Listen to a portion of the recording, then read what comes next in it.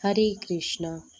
आज के इस वीडियो में हम बात करने जा रहे हैं आश्विन शुक्ल पक्ष की एकादशी कथा के बारे में। पापाकुशा एकादशी आश्विन मास के शुक्ल पक्ष की एकादशी कहते हैं। इस एकादशी का महत्व स्वयं भगवान श्री कृष्ण ने धर्मराज युधिष्ठिर को बताया था। इस एकादशी पर भगवान पद्मनाभ की पूजा की जाती है। पाप रूपी हाथी को इस व्रत के पुण्य रूपी अंकुश से वेधने के कारण ही इसका नाम पापाकुशा एकादशी हुआ है। इस दिन मौन रहकर भगवान स्मरण तथा भोजन का विधान है। इस प्रकार भगवान की आराधना करने से मन शुद्ध होता है तथा व्यक्ति में सद्गुणों का समावेश होता है। व्रत की विधि इस प्रकार करनी चाहिए। इस एकादशी व्रत का नियम पालन दशमी तिथि की रात्रि से ही शुरू करना चाहिए तथा ब्रह्मचर्य का पालन करें। एकादशी के दिन सुबह नित्य कर्मों से निवृत्त होकर साफ वस्त्र पहनकर भगवान विष्णु के शेष शैया पर विराजित प्रतिमा के सामने बैठकर व्रत का संकल्प ले। इस दिन यथासंभव उपवास करें।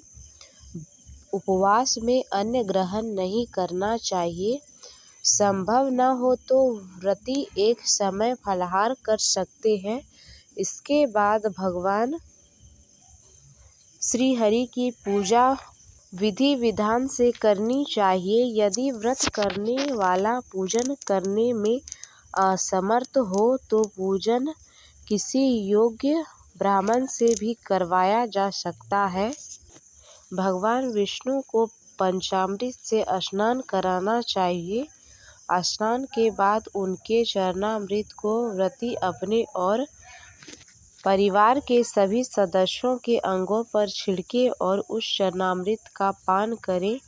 इसके बाद भगवान को गंध पुष्प धूप दीप नैवेद्य आदि पूजन सामग्री अर्पित करें। विष्णु सहस्त्रनाम का जप एवं उनकी कथा सुने।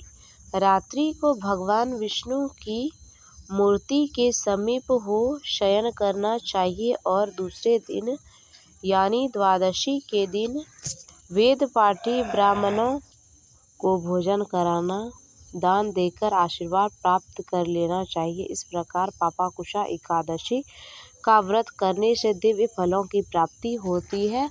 व्रत कथा कुछ इस प्रकार है। प्राचीन काल में विंध्य पर्वत पर क्रोधन नाम का एक महाक्रू बहेलिया रहता था। उसने अपनी सारी जिंदगी हिंसा, लूटपाट, मद्यपान तथा मिथ्या भाषण आदि में व्यतीत कर दिया। जब जीवन का अंतिम समय आया तब यमराज ने अपने दूतों से कहा कि वे क्रोधन को ले आए। यमदूत ने क्रोधन को बता दिया कि कल तेरा अंतिम दिन है। मृत्यु के भय से भयभीत वह बहेलिया महर्षि अंगिरा की शरण में उनके आश्रम जा पहुँचे। महर्षि ने उनके अनुनय विनय से प्रसन्न होकर उस पर कृपा करके उसे अगले दिन ही आने वाली आश्विन शुक्ल पक्ष एकादशी का विधि पूर्वक व्रत करने को कहा। इस प्रकार वह महापातकी व्याध पापाकुशा एकादशी का व्रत पूजन कर भगवान की कृपा से विष्णु लोक को गया। उधर यमदूत इस चमत्कार को देखकर हाथ मलते रह गए और बिना क्रोधन के यमलोक वापस लौट गए। एक कथा अन्य कथा के अनुसार एक बार युधिष्ठिर ने श्री कृष्ण से पूछा, आश्विन शुक्ल पक्ष की एकादशी का क्या नाम है और इस अवतार पर किसकी पूजा होती है? इस व्रत का क्या लाभ है? युधिष्ठिर की मधुर वाणी को सुनकर गुणातीत श्री कृष्ण भगवान बोले। भगवान श्री कृष्ण ने कहा, हे कुंती नंदन, आश्विन मास के शुक्ल पक्ष की एकादशी का नाम पाम्पाकुशा है। इसका व्रत करने से सभी पाप नष्ट हो जाते हैं तथा व्रत करने वाला अक्षय पुण्य का भागी होता है। इस एकादशी के दिन इच्छा फल की प्राप्ति के लिए भगवान विष्णु का पूजन करना चाहिए। इस पूजन के द्वारा मनुष्य को स्वर्ग लोक की प्राप्ति होती है। हे अर्जुन, जो मनुष्य कठिन तपस्या के द्वारा फल की प्राप्ति करते हैं, वह फल इस एकादशी के दिन क्षीर सागर में शेषनाग पर शयन करने वाले भगवान विष्णु को नमस्कार कर देने से मिल जाता है और मनुष्य को यम के दुख नहीं भोगने पड़ते। यह पार्थ, जो विष्णु भक्त शिवजी की निंदा करते हैं अथवा जो शिव भक्त विष्णु भगवान की निंदा करते हैं, वे नरक को जाते हैं। 1000 अश्वमेध और 100 राजसूय यज्ञ का फल इस एकादशी के फल के 16वें भाग के बराबर भी नहीं होता। अर्थात इस एकादशी व्रत के समान संसार में अन्य कोई व्रत नहीं है। इस एकादशी के समान विश्व में पवित्र तिथि नहीं है। जो मनुष्य एकादशी व्रत नहीं करते वे सदा पापों से घिरे रहते हैं। जो मनुष्य किसी कारणवश केवल इस एकादशी का भी उपवास करते हैं, उसे यम के दर्शन नहीं होते।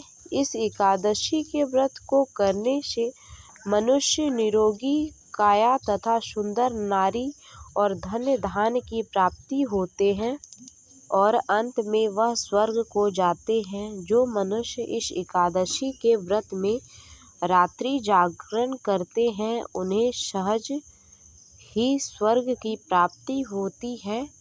इस एकादशी के व्रत करने वाले मनुष्य के मातृ पक्ष के 10 पुरुष, पितृ पक्ष के 10 पुरुष तथा स्त्री पक्ष के 10 पुरुष भगवान विष्णु का रूप धरकर वह सुंदर आभूषणों से परिपूर्ण होकर विष्णु लोक को जाते हैं।